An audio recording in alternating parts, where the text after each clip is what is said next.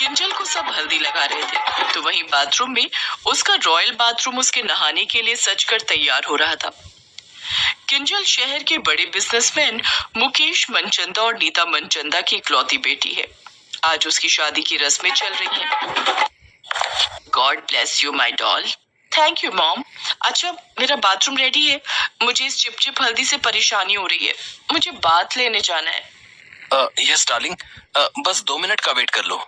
जहाँ एक तरफ शहर की मॉडर्न लड़की किंजल को हल्दी लग रही थी, तो वहीं दूसरी तरफ गांव की सीमा को गांव की औरतें मंगल गीत गाते हुए हल्दी लगा रही होती हैं। लगा दो मेरी बहना जी, मोहे हल्दी के हाथ, दीर्घायु रहे मेरी बहना जी, जिन्होंने लगाई हल्दी मोहे आज।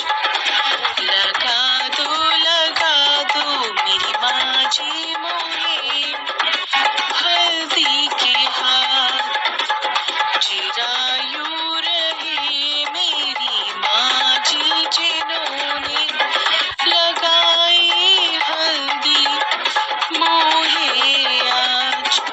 जहाँ सीमा को सब लोग नदी पर ले जाते हैं, तो वहीं किंजल अपने रॉयल बाथरूम में जाती है। ओफो, ये बाथटब में ये गेंदे के फूल कहाँ से आए? इसमें गुलाब की पंखुड़ियां क्यों नहीं डाली? किंजल जितने बड़े घराने की थी, उसका गुस्सा भी उतना ही बड़ा था।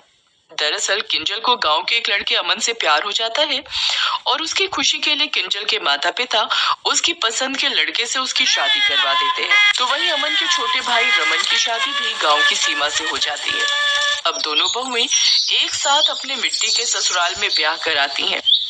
लेकिन गृह प्रवेश के वक्त उस मिट्टी के छोटे से घर को देखकर किंजल कहती है, अमन, क्या ये है तुम्हारा घर? हाँ बहू, यही है हमारा छोटा सा घर।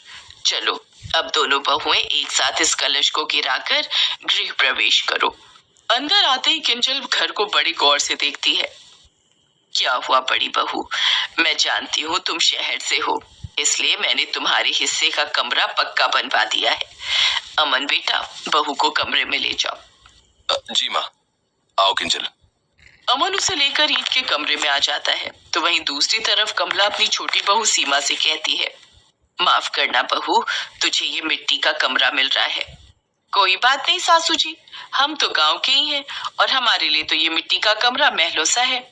अगली सुबह किंजल अंगड़ाई लेते हुए अलसाई आवाज में कहती है,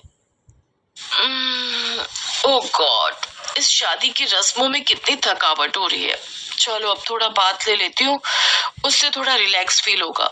लेकिन ये बाथरूम है कहाँ?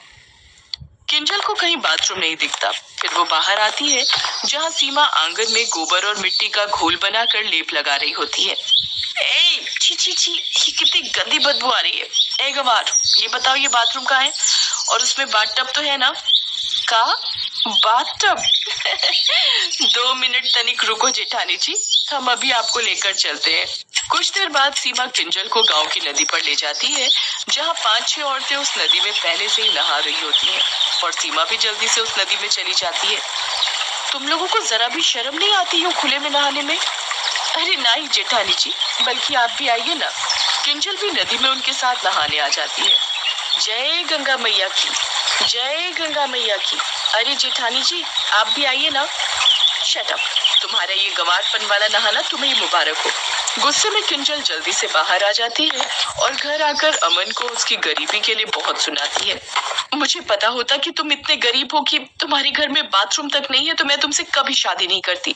आज तुम्हारी वजह से मुझे उस नदी में खुले में उन गंवार औरतों के साथ नहाना पड़ा। ऐसे ही समय बीता। घर का सारा काम सीमा अकेले ही करती। फिर कुछ दिनों बाद गर्मियां शुरू हो गई। ओह माय गॉड, कितनी गर्मी है यहाँ। ये कमरा तो ईंट की भट्टी की तरह पक रहा है। ना जाने कैसा गरीब ससुराल है मेरा। मुझे तो इस गर्मी में नींद भी नहीं आ रही। तभी उसकी सास पानी पीने रसोई में जाती है, तो वो बाहर आंगन में टहल रही किंजल से पूछती है, बहू, तू आधी रात को यहाँ क्या कर रही है? अभी तक सोई क्यों नहीं? मेरी हिम्मत मारी गई थी जो इस कंगले घर में आ गई। पहले पता होता कि आपके यहाँ बाथरूम और एसी नहीं है, तो मैं कभी ये शादी नहीं करती। वैसे गलती अमन की भी नहीं है। जब घर की नींव कमजोर हो तो कोई कर भी क्या सकता है। मेरे माँ बाप जैसे हर कोई थोड़ी ना बन सकते हैं। अपनी बहू की बात कमला को चुभ जाती है। बहू, हम गरीबों के पास जो थोड़े बहुत पैसे थे वो दोनों बच्चों की शादी में खर्च हो गए। अब जैसे ही थोड़े पैसे इकट्ठे हो जाएंगे तो मैं बाथरूम बनवा दूंगी। ओह शट अप। तो क्या तब तक मैं सड़ी गर्मी में मरती रहूं और नहाने के लिए उस नदी में जाऊं उन जाहिल औरतों के साथ? तभी वहां सीमा आ जाती है और वो किंजल से कहती है, अब बस भी कीजिए जेठानी जी, मैं कई दिनों से आपकी बकवास सुने जा रही हूँ। अरे बहू है आप इस घर की। अपना घर छोड़कर आना कोई बड़ी बात नहीं है, लेकिन दूसरे के घर को अपना बनाना बड़ी बात है। और तुम्हें इतनी ही परेशानी है हमारी गरीबी से, तो ठीक है, तुम अपना सामान बांधो, मैं आज ही तुम्हें तुम्हारे महल में छोड़कर आता हूँ। उन दोनों की बात सुनकर किंजल को अपनी गलती का एहसास होता है और वो फूट फूट कर रोने लगती है और सबसे अपनी गलती की माफी मांगती है।